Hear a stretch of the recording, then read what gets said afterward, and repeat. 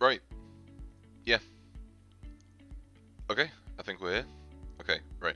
So, yeah, this is gonna be the first video of a series of videos that I'm going to make to try and do sort of like a little crash course thing of all the different things that are in Oracle Integration Cloud.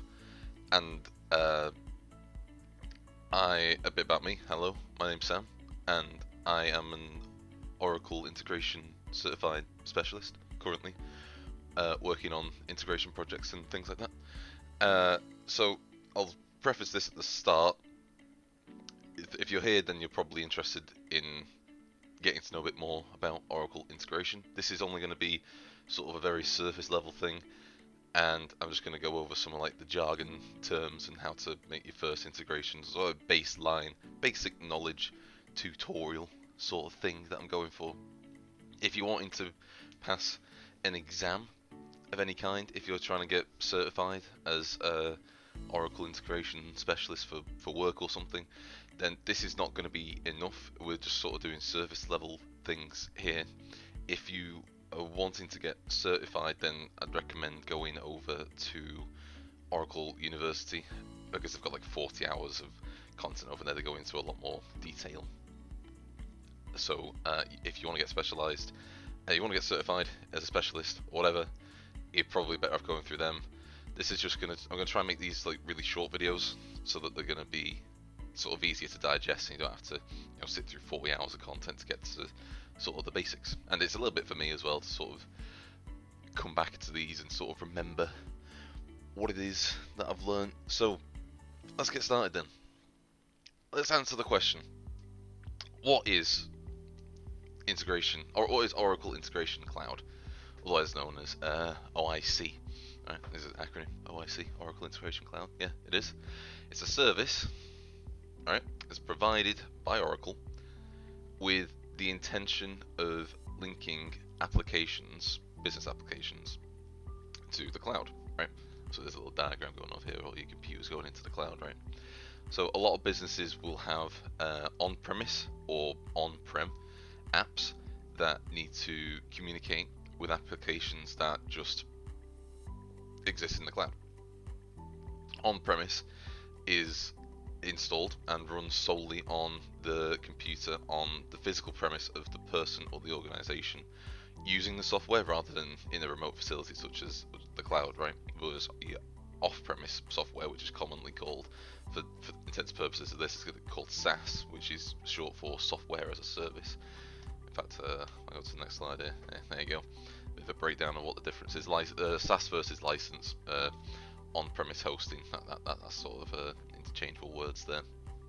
And obviously, your on-prem and your SaaS solutions both have the positive and negative sides, respectively, of course. And there's no sort of quote better choice because that depends on the business model that your business is using and your financial status and a bunch of these factors. You can see sort of the ideas that we're going along with here. So billing, for example, you have the one-time license fee and the renewal fees, whereas the SaaS is sort of a recurring subscription. So that's something to take into account. Cloud solutions have relatively low startup costs, as the construction of on-prem software requires costs incurred for the purchase of the hardware, along with the software maintenance and things like that. But cloud services only need you only need your own laptop or your own electronic device to be able to access the services, right? Because they're stored in the cloud. You don't need your own like big professional, big hardware. And users with SaaS applications are not subject to the license fees or the maintenance fees that the software vendor is. So it is easier in that respect. But that being said, there can be long-term costs over a period of time, which is to consider as cloud-based solutions, monthly subscription fees, that sort of thing. So neither one is, strictly speaking, always going to be better than the other. So, and we need communication between the two if we're going to have some business processes in a cloud and some on the site. What's the solution then? The solution is integration, which is provided by Oracle, right? In this case, is what we're doing here. The idea of combining and instigating the communication between both your SaaS and your license or your on-prem applications, right? So Oracle have stepped in and said, hey, you know, we could do that. We could link these two guys up, and so they did. And it was written that Oracle Integration Cloud would be born. And I'm gonna show it you now. This is it. This is what it looks like. It's sort of the home page, and I'm going to assume that you have access to this going forward. If you don't have access to this, then you need to go to Oracle and set up an instance and get all the payments going in that. You don't have to have an instance to watch the videos, but you won't be able to sort of like, you know, follow along with what I'm doing and sort of do it yourself along with me. But you can get to know like the basics of stuff. Like I didn't have access to this when I was getting my certification, so you don't actually need it. Or you can go through Oracle University and pay for some of their courses there, and they have labs which you can utilize to sort of simulate this and give it a go yourself that way.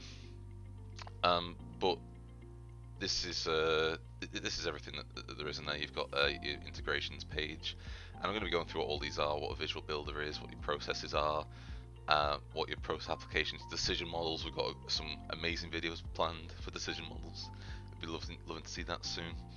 But to get back to what this actually is, OIC, Oracle Integration Cloud, connects applications together and automates end-to-end business processes. So imagine you've got a sales rep who's gone off somewhere to a customer at a different site physically, and they need to access data on the customer that they're about to see, but all the information is stored in an on-prem database.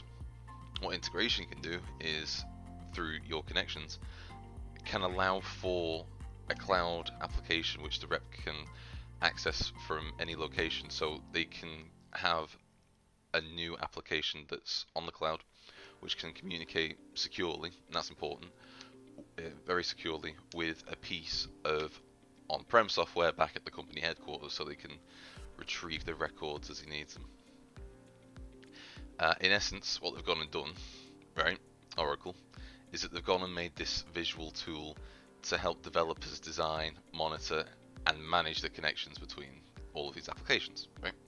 So amongst other things, they help to identify things that are maybe done manually by an employee in your business, and it can help to streamline and automate those business workflows, right? So if you have a situation where your employee is spending too much time on a business process because they have to fill in all of these forms and have to send it off to different data things, you can get Oracle integration to sort of do more of those types of things automatically, so you can get your employee doing more of the complicated things and better spending their time, sort of thing.